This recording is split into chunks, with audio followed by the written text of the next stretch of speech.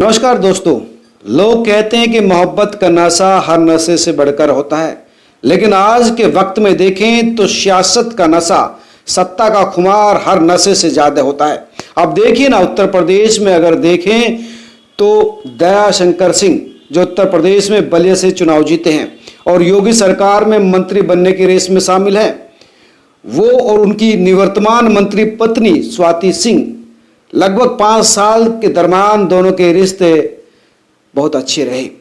हालांकि रिश्तों में कड़वाहट थी, तलाक लेने जा रहे थे, लेकिन सत्ता का नशा, राजनीति की खुमारी ऐसी थी कि तलाक का जो मुकदमा दायर किया था स्वाति सिंह ने, उसको भी ठंडे बस्ते में डाल दिया। लेकिन अब क्योंकि स्वाति सिंह को बीजेपी ने टिकट नहीं दिया, बेचारी न मंत्री बनी न एमएलसी बन पा रही है, इसलिए जाहिर है मंत्री तो बनेगी नहीं और दयाशंकर सिंह मंत्री बनने की लाइन में है।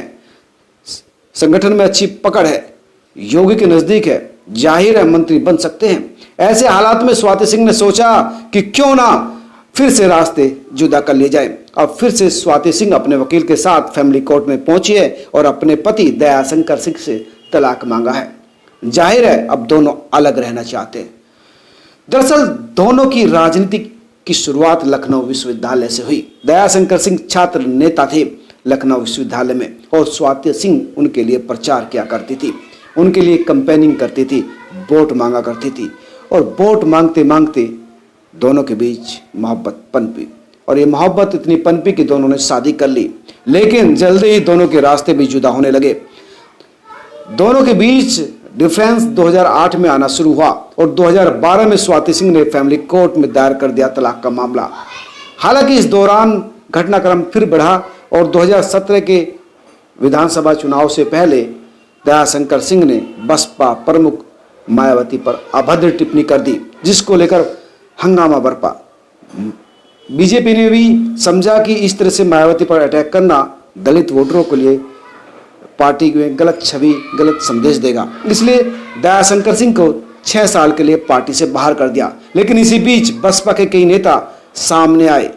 नसीमुद्दीन सिद्दीकी जो उस वक्त बसपा में थे, आजकल कांग्रेस में है, उन्होंने जबरदस्त तरीके से दयाशंकर सिंह की पत्नी यानी स्वाति सिंह और उनकी बेटी पर अभद्र टिप्पणी की और इसके बाद स्वाति सिंह ने जो पलटवार किया और सामने आकर जिस तरह से बसपा के नेताओं को लपेटा, वो अपने आप में देखने लायक था। बसपा को बैकफुट पर ला दिया और इसके बाद बीजेपी नेताओं की निगाह में स्वाति सिंह चढ़ गई और उनको महिला मोर्चा में अध्यक्ष भी बना दिया।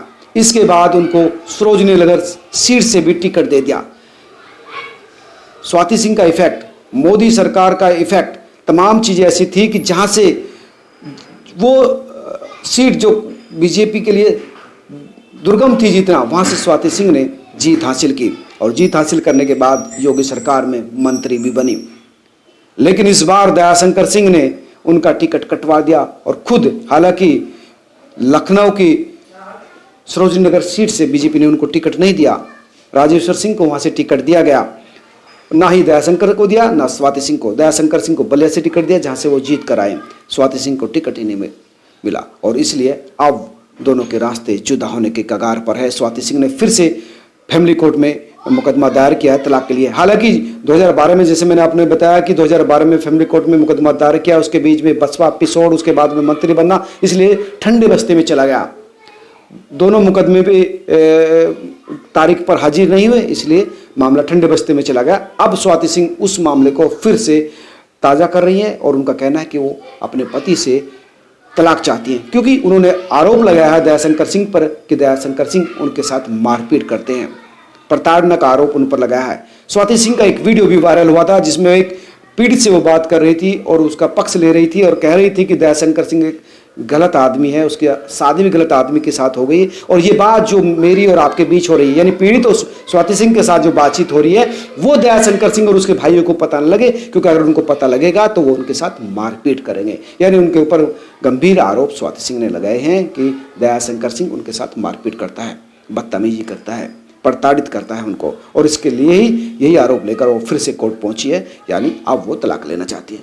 जाहिर है दोस्तों, राजनीति मजबूरी की वजह से पति पत्नी साथ रहने को मजबूर थे, लेकिन अब यह मजबूरी खत्म हो गई, इसलिए रास्ते भी जुदा हो रहे हैं। तो दोस्तों, ये थी स्वाति सिंह और दयाशंकर सिंह की लव स्टोरी, जो उनके छात्र राजनीतिक जीवन से शुरू हुई और अब जब वो मंत्री और विधायक बन गए तब वो खत्म हो रही है।